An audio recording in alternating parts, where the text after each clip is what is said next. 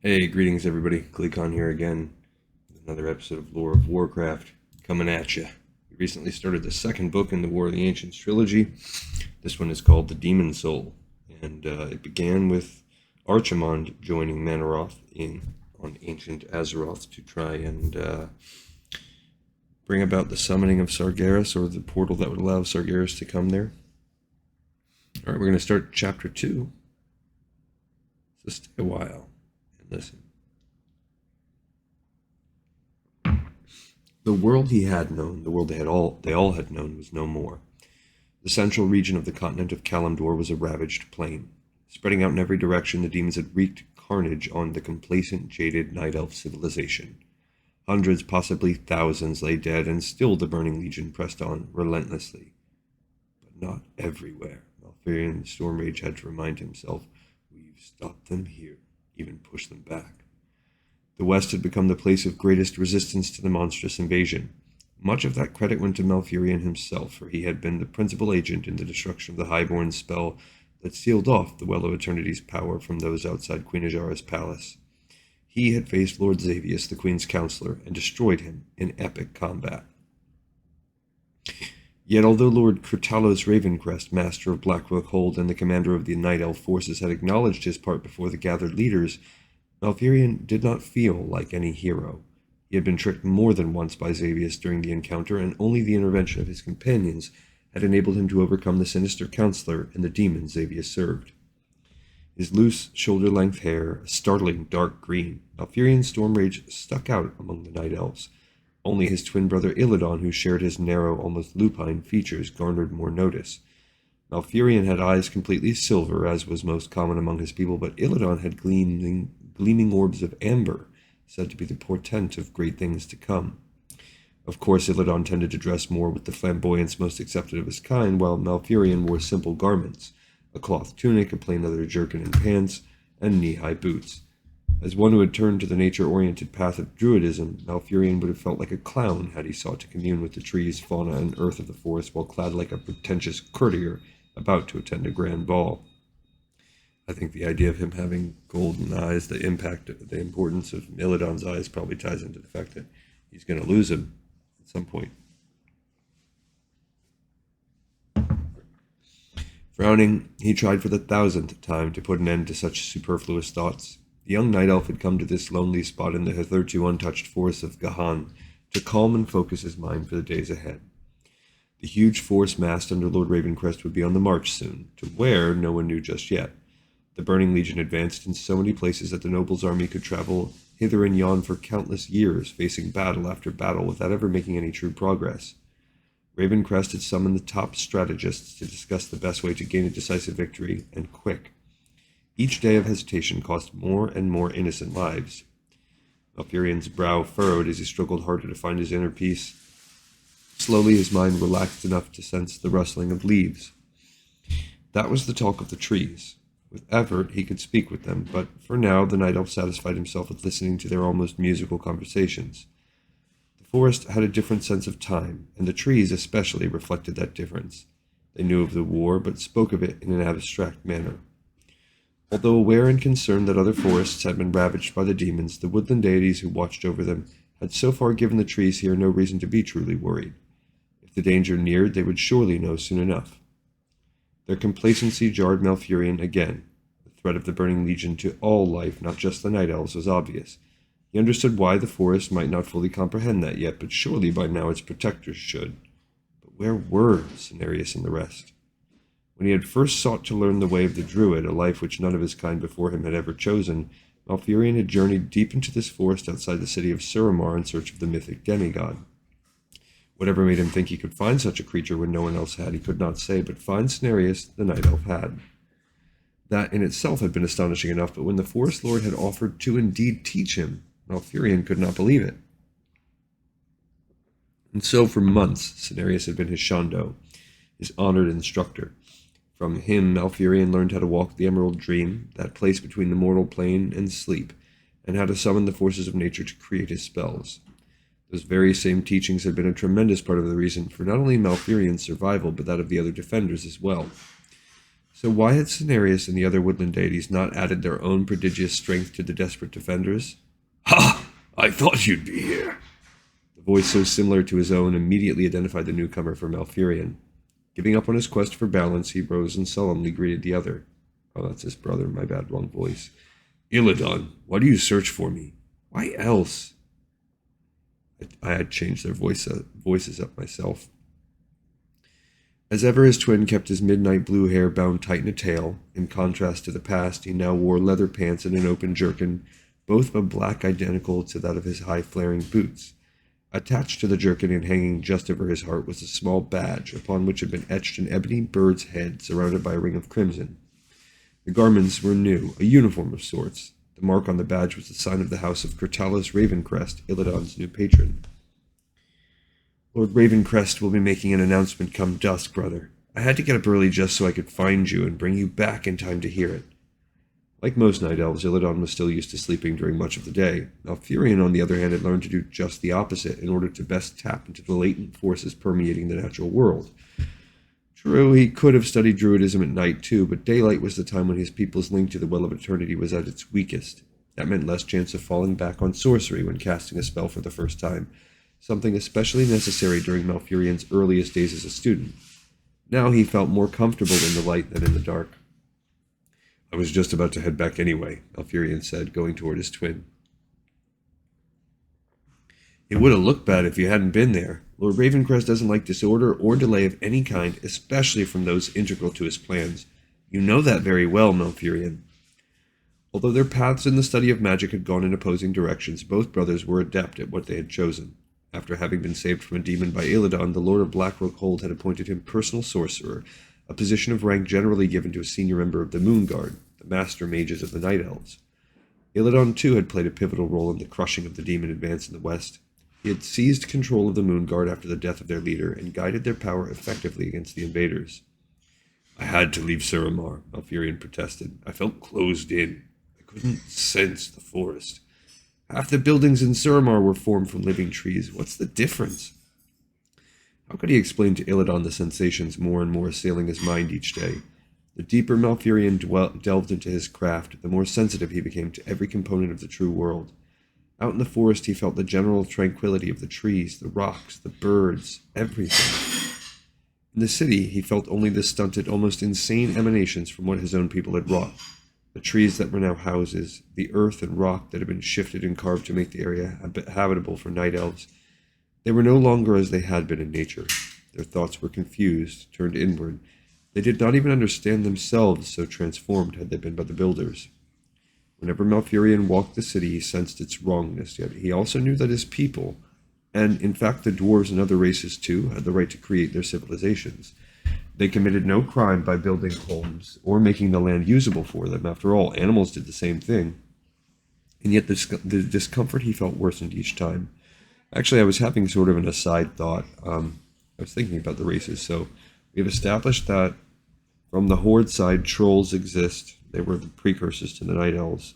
I know in our Chronicles book, the Tauren have existed. They evolved from the Mongols, whatever those guys are. I can't remember what they're called. Yongols. By the same token, the Pandaren also exist from both factions. We have heard nothing. I do not believe orcs, goblins, and I know for a fact Forsaken do not exist, nor do blood elves. They have not evolved yet.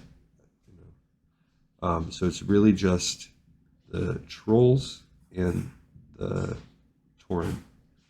From the other side, we know dwarves have existed for a long time, and around as long, or maybe a little bit less, the night elves came from the trolls. So we've got dwarves and night elves. No word on, definitely no humans, no word on Worgen, and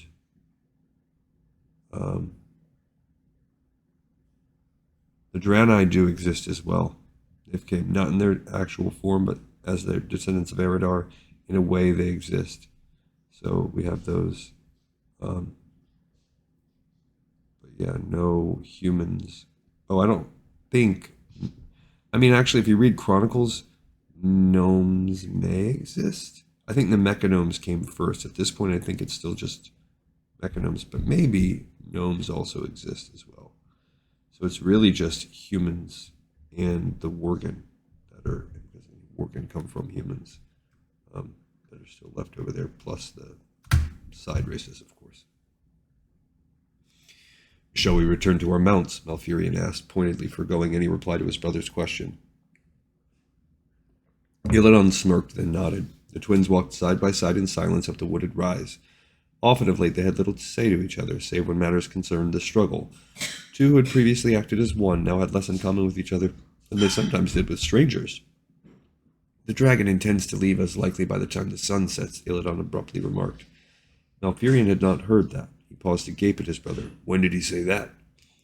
Among the Night Elves' few powerful allies was the huge red dragon Corielstrasz.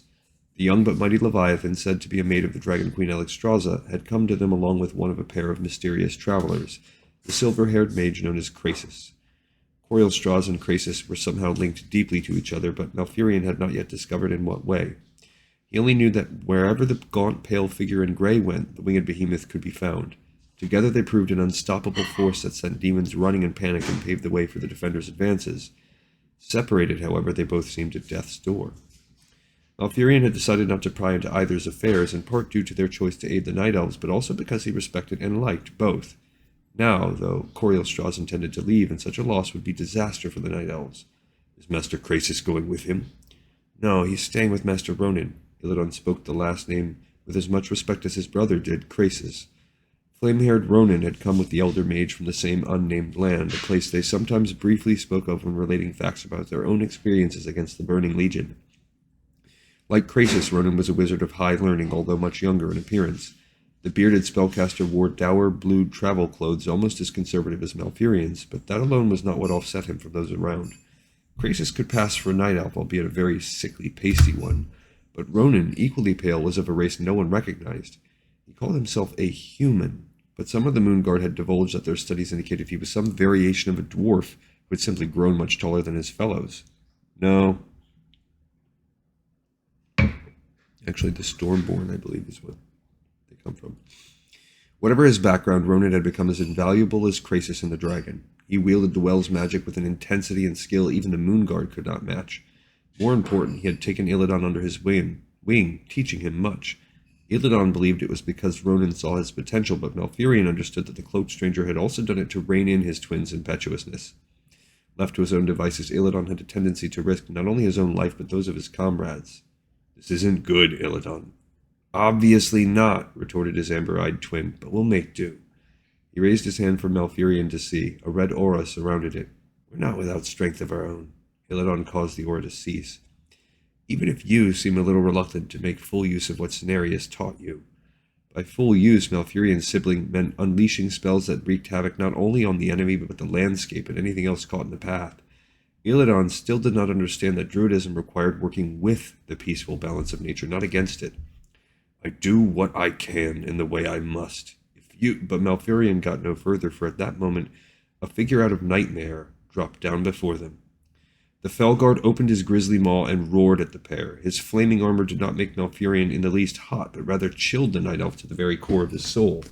Sword raised, the horned demon swung at the nearest foe, Illidan. No! Malfurion shoved his brother aside at the same time, calling upon the forest and heavens to come to his aid. An sudden intense wind slammed into the demon, flinging him like a leaf several yards back. He fell against a tree, cracking the trunk, then slid to the ground. As if the tentacles of some huge squid, the roots of every tree within reach squirmed over the stunned attacker. The demon tried to rise, but his arms, legs, torso, and head were suddenly pinned to the earth. He struggled, but only succeeded in losing what remained of his grip on his weapon. Their victim secure, the roots then immediately sank back into the ground, and in the process threw the demon. A hissing gasp was all that escaped the monstrous assassin before the roots severed his head from his body. Green ichor poured out of the horrific wounds. Like a puzzle someone had just spilled, the parts of the demon tumbled back toward his would-be targets. Yet even as Malfurion dealt with the first, two more Felguard dropped from the trees. Cursing, Illidan rose to his knees and pointed at the nearest. A demon in the midst of lunging at him abruptly turned his mace on his comrade, caving in the unsuspecting victim's skull with one terrible blow. Malfurion suddenly detected something amiss. The hair on his neck rising, he started to look over his shoulder. A humongous four-legged beast leapt upon him. Two wriggling tentacles with toothy suckers at the end drove into his chest. Row upon row of yellowed fanged teeth filled his gaze. A stench like rotting flesh assailed him. Somewhere beyond his own ghastly predicament he heard Illidan cry out, the shout cut off by a sound vaguely reminiscent of a hound's howl. They had been deceived, but put purposely off guard by the frontal attack, so that an even worse foe could come at them from behind. The fell beasts had been set to spring the moment the opportunity arose. Malfurion screamed as the vampiric suckers literally tore the magic from his body, much as the teeth would soon tear his flesh. To any spellcaster, fell beasts were an especially insidious foe, for they hunted those with the gift for magic and drank from them until nothing but husks remained. Worse, given enough energy to devour, the demonic hounds could multiply themselves several times over, creating an epidemic of evil. He tried to tear the tentacles free, but they had clamped tight. The night elf felt his strength waning. And then what sounded like the patter of rain filled his ears. The fell beast shook. The tentacles released their hold and flailed about until, with a ponderous groan, the demon fell to the side, almost collapsing on Malfurion's arm. Blinking away his tears, the night elf discovered more than a dozen sharp bolts sticking out of the fell beast's thick hide. Each shaft had been expertly aimed to strike the most vulnerable areas. The demon had been dead before it had even dropped. From the forest above came more than 20 riders clad in gray-green armor and sitting atop huge black saber-toothed panthers called night sabers. The massive cats darted between the trees with an agility and swiftness unmatchable by almost any other creature. "Spread out!" called the young officer, whose voice sounded familiar to Malfurion. "Make certain there are no more!" The soldiers moved out quickly but with caution. Malfurion could appreciate their care, for he knew that, this being daylight, they were not at their best. Still, the druid could not deny that their skills were admirable. Not after they had saved his life. Riding up to Malfurion, the officer reined the hissing cat to a halt. The night sabers too did not like this switch from dark to light, but they were gradually growing to tolerate it. "Is this to be my fate, then?" asked the somewhat round-featured night elf. He seemed to be studying Malfurion very intently, though the latter knew part of that was simply due to the sharper slant of the officer's silver eyes. "Trying to keep from getting yourselves slaughtered. I should have begged his lordship to let me keep my posting in the Suramar Guard." "But then this might have turned out different, Captain Shadowsong," Malfurion replied.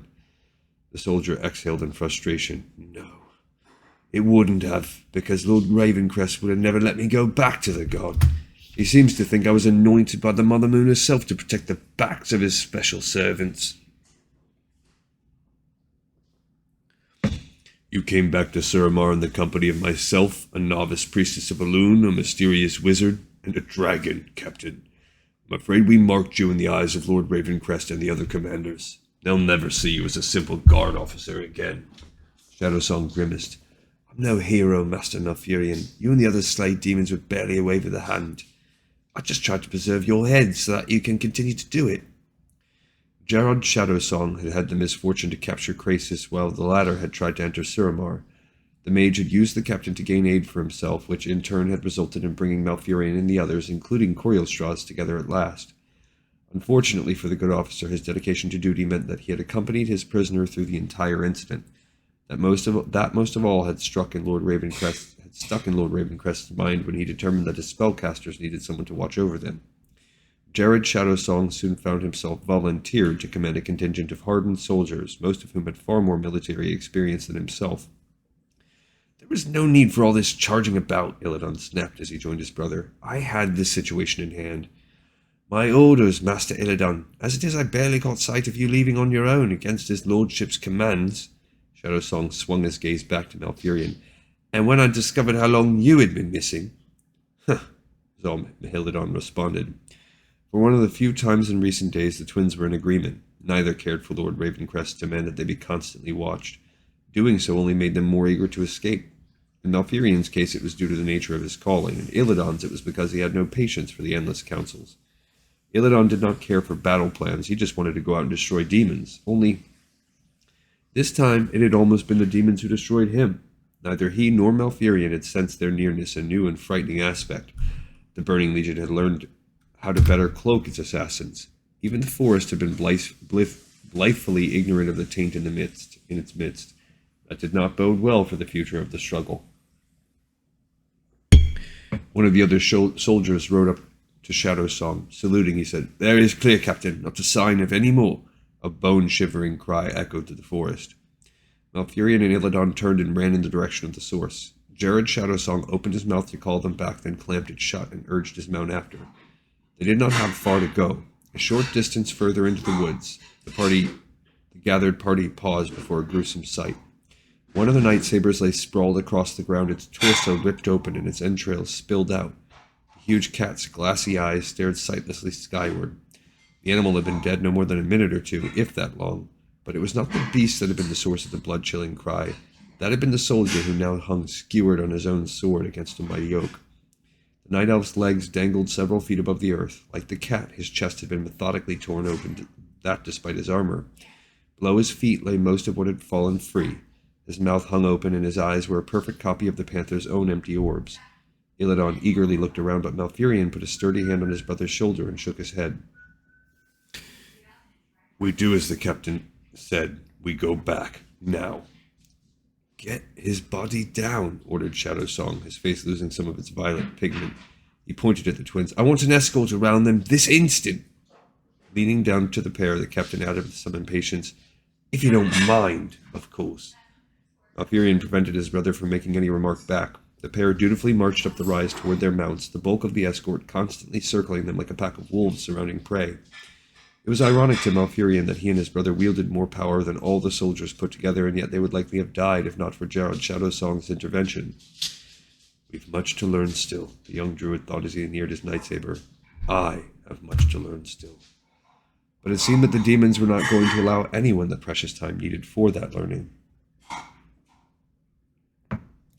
Krasis had lived longer than any of those around him. His lanky, silver-haired form gave some indication of the wisdom he had gathered over that time, but only by gazing deep into his eyes did one garner any hint of the true depths of the mage's knowledge and experience. The Night Elves thought him a variant of their own race, some sort of albino or mutation. He resembled them enough, even though his eyes were more like a dwarf's in that they had pupils. His hosts accepted his deformities by marking them as evidence of his powerful links to magic. Krasis wielded the arcane arts better than all the vaunted Moonguard combined, and with good reason. He was neither a night elf nor even merely an elf. Krasis was a dragon. And not any dragon, but the elder version of the very Leviathan with whom he spent so much of his time, Corielstrasz. The cowled mage had not, as he had indicated to others, come with red-haired Ronin from a distant land. In fact, both he and the human wizard had come from far, far in the future, from a time after a second and decisive battle against the Burning Legion. They had not, however, come by choice. The two had been investigating a curious and unsettling anomaly in the mountains when that anomaly had swallowed them, tossing both through time and space into ancient Kalimdor. They were not the only ones, either. An orc, the veteran warrior Broxigar, had also been swallowed. Brox's people had also fought the demons that second time, and his war chief had sent him and another to investigate a troubled shaman's nightmare. Caught on the edge of the anomaly, Brox's companion had been ripped apart, leaving the older orc to fend for himself when he arrived in the past. Circumstance had gradually thrown the dragon, the orc, and the human, all former enemies, together, but circumstance had not given them a way back to the future, and that most of all worried Krasis. "You are brooding again," rumbled the dragon. "Merely concerned about your coming departure," Krasis told his younger self. The red dragon nodded his huge head. The pair stood at the wide, solid battlements of Blackrock Hold, the imposing citadel from which Lord Ravencrest commanded his forces. Contrary to the lively, extravagant homes of his contemporaries, Ravencrest kept a very martial residence. Blackrock Hold had been carved from thick ebony rock, as solid a structure as any ever made. All the chambers above and below ground had been chiseled out. To many, Blackrock was a fortress impenetrable. To Krasis, who knew the monstrous fury of the Burning Legion, it was one more house of cards. "I do not wish to depart," spoke the red dragon, "but there is a silence among our kind. I cannot even sense my beloved Alexstrasza. You of all should understand my need to discover the truth." Corielstrasz knew that his companion was a dragon like himself, but he had not made the connection between past and future. Only his queen and mate, the Mother of Life, understood the truth, and she had not told her new consort. That had been a favor to him, or rather to his older self. Krasis too felt the emptiness, and so he accepted that his younger version would have to fly off to discover the reason why, even if it meant risk for both of them. Together they were an astonishing force, one most valued by Lord Ravencrest.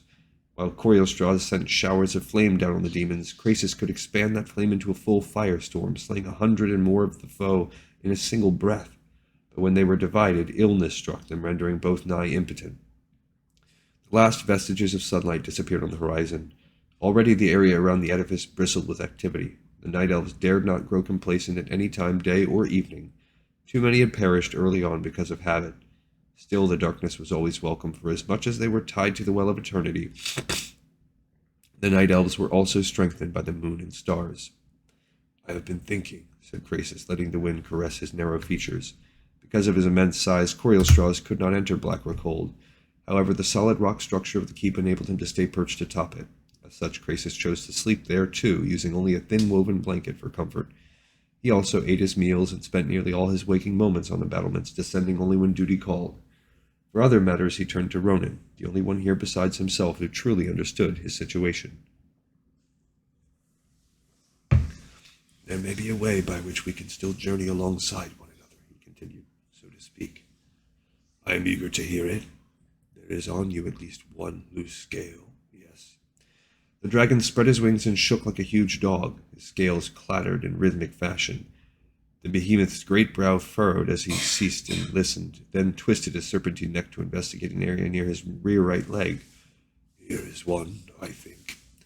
Dragons generally lost scales in much the way other creatures lost fur. The areas exposed generally hardened, eventually becoming new scales. At times, when more than one broke free, a dragon had to take care, for the soft flesh was for a time susceptible to weapons and poison. "I would like to have it, with your permission." For anyone else, Coriolstraws might have refused, but he had come to trust Crasus as he did himself. Someday, Crasus hoped to tell him the truth, providing that they lived that long. "It is yours," the Crimson Giant replied readily. With his back paw, Coriolstraws scratched at the spot. Moments later, the loose scale fell to the floor. Quickly retrieving it, Crasus inspected the scale and found it to his liking. He looked at his companion. "And now I must give you something in return." "That is hardly necessary." But the dragon mage knew better. It would bode him ill if anything happened to his younger self because Crasus's interference with the past. "Yes, it is." Putting aside the head-sized scale, he stared at his left hand and concentrated.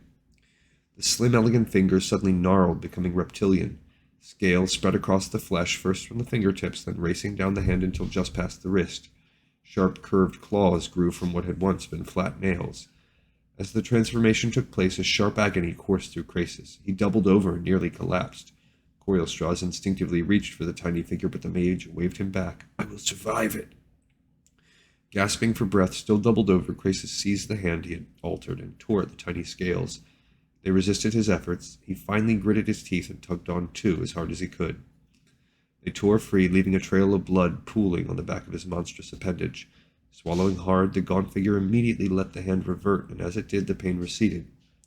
Ignoring his self-inflicted wound, Crasus inspected his prizes.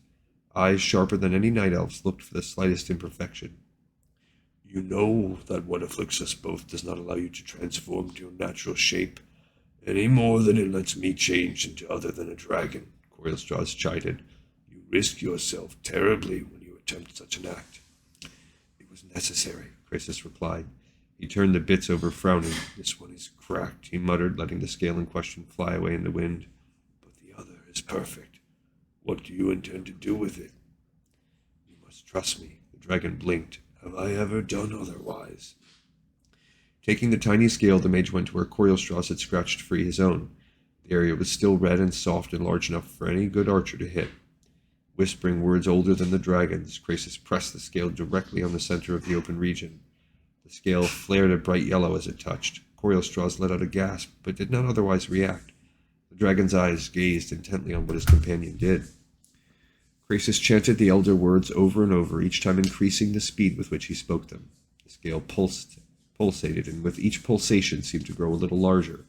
Within seconds it had become almost identical to those surrounding it. "It will adhere to your flesh in a matter of seconds," Crasus informed the Leviathan. "There will be no chance of losing it." A moment later he stepped back and inspected his handiwork. The dragon's head came around to do the same. "It feels normal," the Leviathan commented. "I hope it does more for you. As I now carry a part of you with me, so you in turn carry a part of me with you. I pray the synergistic magics involved will give us some of the benefit we receive when actually with each other. Corielstrasz spread his wings. There is only one way to find out. Graces agreed. To discover whether the spell had worked, they would have to separate.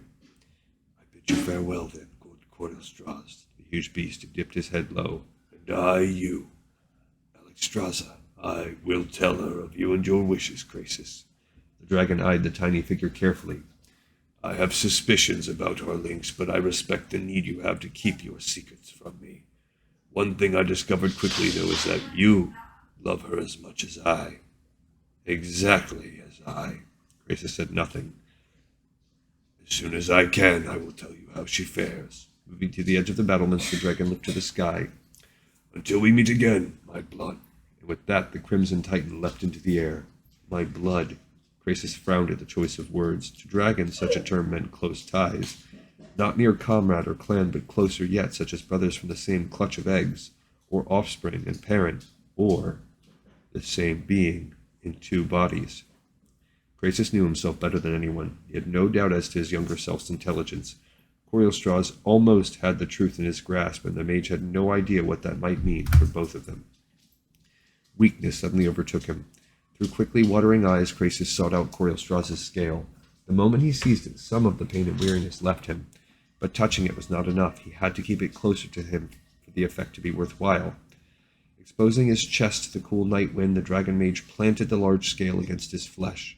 Again he muttered the ancient words, stirring up forces no night elf could understand, much less wield.